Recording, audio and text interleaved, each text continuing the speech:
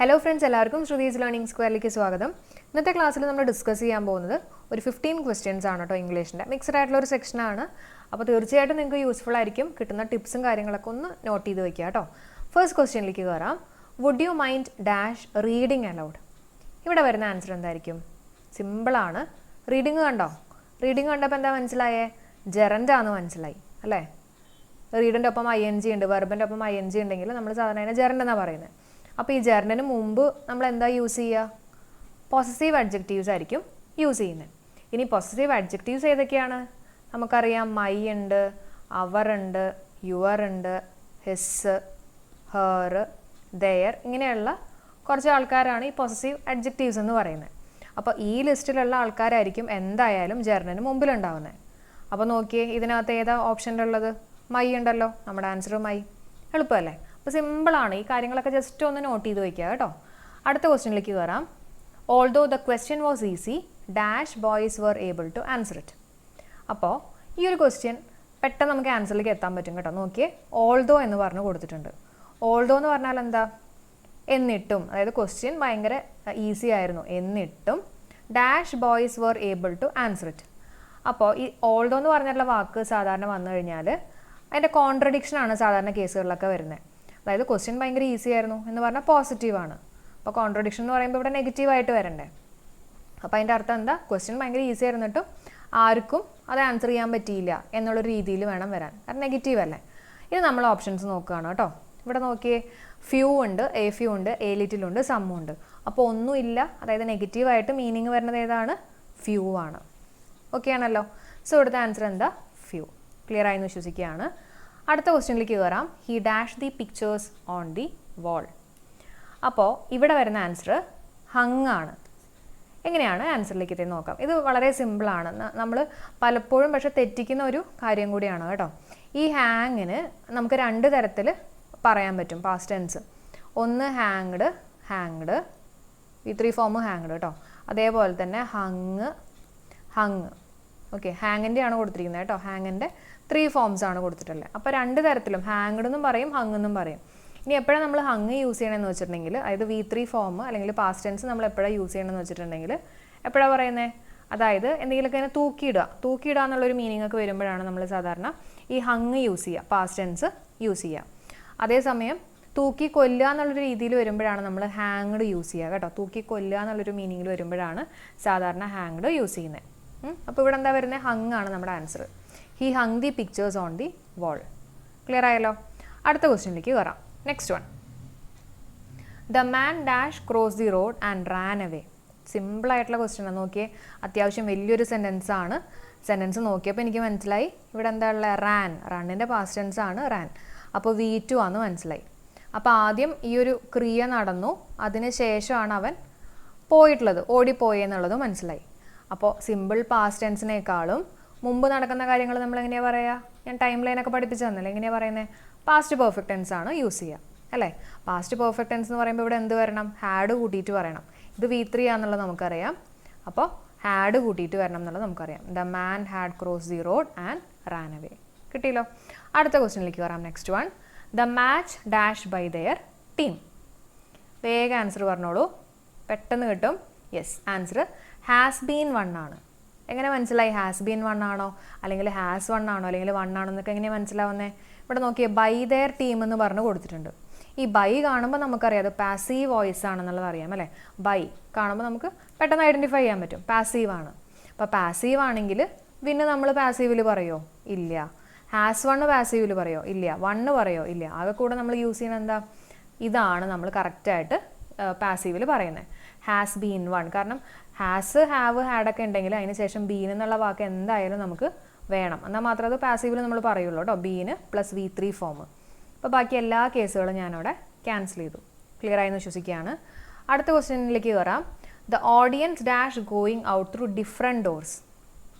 Answer yes, 6 ആണ്.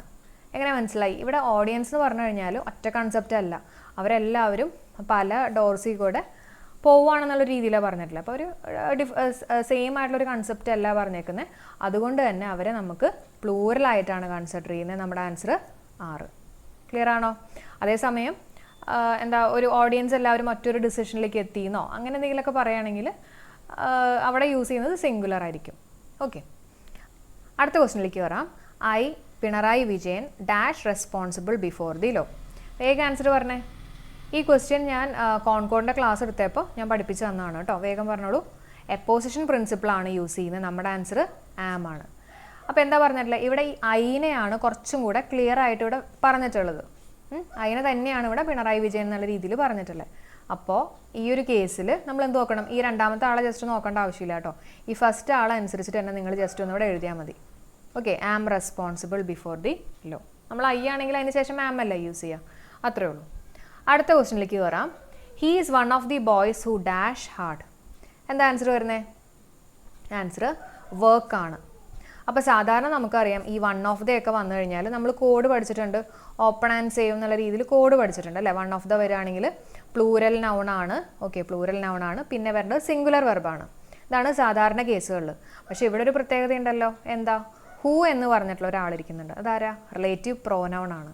അപ്പോൾ ഇതേപോലത്തെയുള്ള who, which, that എന്നൊക്കെ പറഞ്ഞിട്ടുള്ള റിലേറ്റീവ് പ്രോനൗൺ വന്നു കഴിഞ്ഞാൽ അതിനുശേഷം നമ്മുടെ റൂള് മാറും. എങ്ങനെ റൂള് വരുന്നത്? ഹൂവിന് മുമ്പിൽ ആരാണോ ഉള്ളത് അതനുസരിച്ചിട്ടായിരിക്കും ഹൂവിന് ശേഷം വരുന്നത്.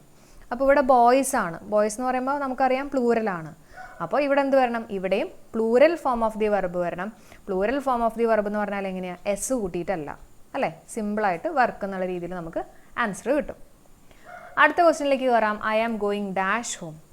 ഇവിടുത്തെ ആൻസർ എന്താ വരുന്നത്? I am going dash home. നമ്മുടെ ആൻസർ യെസ്. പ്രിപ്പോസിഷൻ്റെ ആവശ്യമില്ല കേട്ടോ. ഐ ആം ഗോയിങ് ഹോം എന്ന് മതി. അപ്പോൾ രണ്ട് തരത്തിൽ നമുക്കിത് എഴുതാം കേട്ടോ. ഐ ആം ഗോയിങ് ഹോം എന്നും പറയാം. അതേപോലെ തന്നെ I am going to my home എന്നും പറയാം. To my home. അപ്പോൾ ഇവിടെ നിന്ന് ശ്രദ്ധിക്കേണ്ടത്, ഈ ഹോമിന് മുമ്പിൽ സാധാരണ നമ്മൾ പ്രിപ്പോസിഷൻ യൂസ് ചെയ്യാറില്ല. പക്ഷേ ഏതെങ്കിലും നമ്മൾ നേരത്തെ പറഞ്ഞിട്ടുള്ള കുറച്ച് പൊസസീവ് അഡ്ജക്റ്റീവ് എന്ന് പറഞ്ഞിട്ടുള്ള ഒരു ലിസ്റ്റ് ഞാൻ പറഞ്ഞില്ലേ? My, your, his, her, their, our എന്നൊക്കെ പറഞ്ഞിട്ട് ഇതേപോലത്തെ ആൾക്കാർ വരികയാണെങ്കിൽ അതിന് മുമ്പിൽ നമ്മൾ എന്താ യൂസ് ചെയ്യുക? നമുക്ക് വേണമെങ്കിൽ പ്രിപ്പോസിഷൻ യൂസ് ചെയ്യാം കേട്ടോ. അപ്പോൾ ഇതും കറക്റ്റാണ്, ഇതും കറക്റ്റാണ്. അപ്പോൾ ഞാൻ എന്തുകൊണ്ടാണ് ഇതിന് മുമ്പിൽ പ്രിപ്പോസിഷൻ യൂസ് ചെയ്തെന്നുള്ളത് മനസ്സിലായോ? അതായത് ഈ പറഞ്ഞ പോലത്തെ പൊസസീവ് അഡ്ജക്റ്റീവ്സ് ആരെങ്കിലും ഉണ്ടെങ്കിൽ അതിന് മുമ്പിൽ നമുക്ക് പ്രിപ്പോസിഷൻ യൂസ് ചെയ്യാം. അതില്ലെങ്കിൽ കണ്ടോ ഇവിടെ ഒന്നുമില്ല. മൈന്നോ യുവർന്നോ ഹിസ്ന്നോ ഹെർന്നോ ഒന്നും ഇവിടെ കൊടുത്തിട്ടില്ല. അതുകൊണ്ട് തന്നെ നമുക്കിവിടെ പ്രിപ്പോസിഷൻ യൂസ് ചെയ്യാൻ പറ്റില്ല. ക്ലിയർ ആയല്ലോ? അടുത്ത ക്വസ്റ്റ്യനിലേക്ക് വരാം. Dash English language is hard. ഇവിടുത്തെ ആൻസർ ദയാണ്. സാധാരണ നമ്മൾ ഈ ലാംഗ്വേജസിൻ്റെ മുമ്പിൽ ഇപ്പോൾ വെറുതെ ഇങ്ങനെ ഇംഗ്ലീഷെന്നോ അല്ലെങ്കിൽ ഹിന്ദിയോ മലയാളം ഒക്കെ കൊടുക്കുകയാണെങ്കിൽ നമ്മൾ സാധാരണ ആർട്ടിക്കിളൊന്നും യൂസ് ചെയ്യാറില്ല. പക്ഷേ ഇവിടെ ലാംഗ്വേജ് എന്ന് പറഞ്ഞിട്ടുള്ളൊരു വാക്ക് പറഞ്ഞതുകൊണ്ടാണ് നമ്മൾ എന്ത് എഴുതുന്നത്? ഇവിടെ ദ എന്ന് പറഞ്ഞിട്ടുള്ള ഡെഫിനറ്റ് ആർട്ടിക്കിൾ യൂസ് ചെയ്യാം. ക്ലിയർ ആയല്ലോ? അടുത്ത question. There was good movie on dash T V last night. നമ്മുടെ ആൻസർ ഇവിടെ നമ്മൾ ആർട്ടിക്കിളൊന്നും യൂസ് ചെയ്യേണ്ട ആവശ്യമില്ല. കാരണം എന്താ?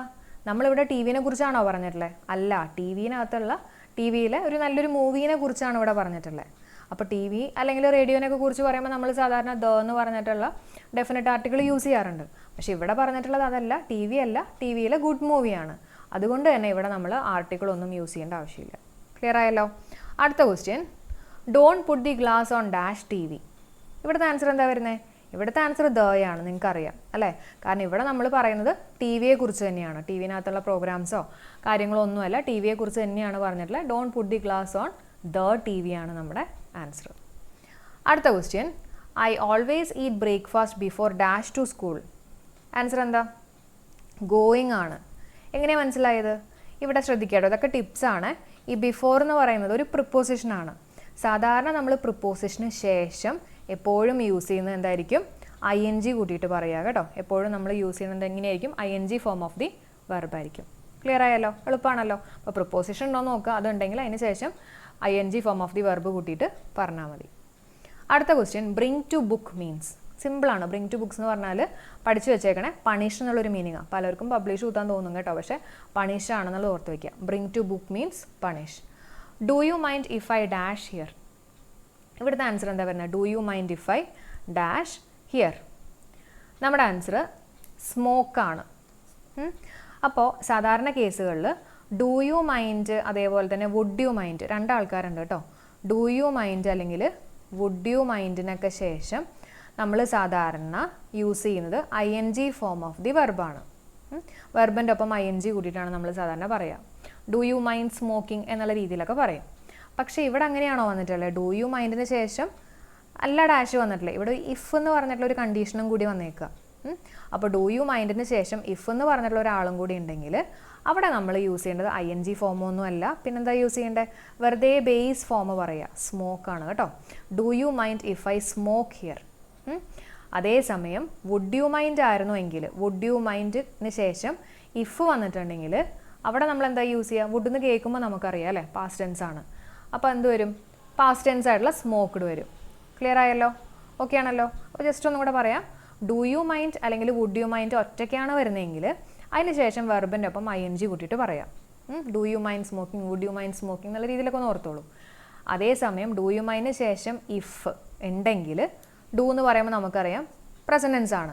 അപ്പോൾ പ്രസൻറ്റൻസ് ഉള്ള ആൻസർ തന്നെയായിരിക്കും വരിക എന്നുള്ളത് ഓർക്കുക. അതേസമയം വുഡ് യു മൈൻഡിന് ശേഷം ഇഫ് വരികയാണെങ്കിൽ വുഡ് എന്ന് പറഞ്ഞാൽ പാസ്റ്റ് ടെൻസാണ്.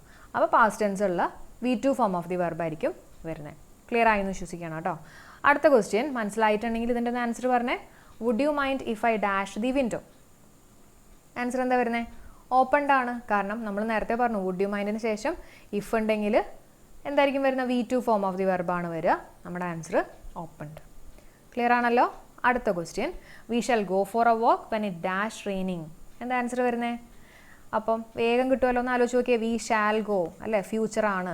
ഇവിടെ ഫ്യൂച്ചർ ആണെങ്കിൽ ഫ്യൂച്ചറും സിമ്പിൾ പ്രസൻറ്റൻസും തമ്മിൽ റിലേഷൻ ഉണ്ടെന്നുള്ള ഞാൻ പറഞ്ഞു തന്നിരുന്നു. അപ്പോൾ ഈ ഒരു ഭാഗത്ത് ഫ്യൂച്ചർ ഉണ്ടെങ്കിൽ ഇവിടെ എന്തായിരിക്കും വരുന്നത്? സിമ്പിൾ പ്രസൻറ്റൻസാണ്. അപ്പോൾ പാസ്റ്റിലുള്ള ആൾക്കാരൊക്കെ നമുക്ക് വെട്ടിക്കളയാലോ. ഇത് വേണ്ട. സ്റ്റോപ്പിംഗ് എന്ന് പറഞ്ഞാൽ സിമ്പിൾ പ്രസൻറ്റൻസ് അല്ല, കണ്ടിന്യൂ ചെയ്തുകൊണ്ടിരിക്കുക. അപ്പോൾ അത് ഞാൻ വെട്ടി. അപ്പോൾ ഒന്നല്ലെങ്കിൽ സ്റ്റോപ്സ് അല്ലെങ്കിൽ സ്റ്റോപ്പ്. അപ്പോൾ ഇവിടെ ഇറ്റാണ് കൊടുത്തിട്ടുള്ളത് അല്ലേ. ഇറ്റാണെങ്കിൽ നമ്മൾ എന്താ യൂസ് ചെയ്യുക? എസ് കൂട്ടിയിട്ട് പറയണം. നമ്മുടെ ആൻസർ സ്റ്റോപ്സ്. ക്ലിയർ ആണല്ലോ? അപ്പോൾ ഇത്രയേ ഉള്ളൂ ഇന്നത്തെ ക്ലാസ്. നമ്മളൊരു 17 ക്വസ്റ്റ്യൻസോളം ഇന്ന് ഡിസ്കസ് ചെയ്തിട്ടുണ്ട്. അപ്പോൾ എല്ലാതും ഓരോരോ ടിപ്പുകളായിട്ട് തന്നെ നിങ്ങൾ കാണുക കേട്ടോ. അറിയാത്തതൊക്കെ ഉണ്ടെങ്കിൽ ഒരു നോട്ട്ബുക്കിനകത്ത് ചെറുതായിട്ടൊക്കെ ഒന്ന് എഴുതി വെച്ചേക്കുക. തീർച്ചയായിട്ടും എക്സാമിന് മുമ്പ് നിങ്ങൾക്ക് നല്ല യൂസ്ഫുൾ ആയിരിക്കും. മറക്കണ്ട, ഇംഗ്ലീഷിന് വേണ്ടിയിട്ട് ഒരു സ്പെഷ്യൽ ബുക്ക് വെക്കുക. ഓക്കെ, അപ്പോൾ ഇത്രയും നേരം സപ്പോർട്ട് ചെയ്ത എല്ലാവർക്കും thank you all for supporting. Bye, good night.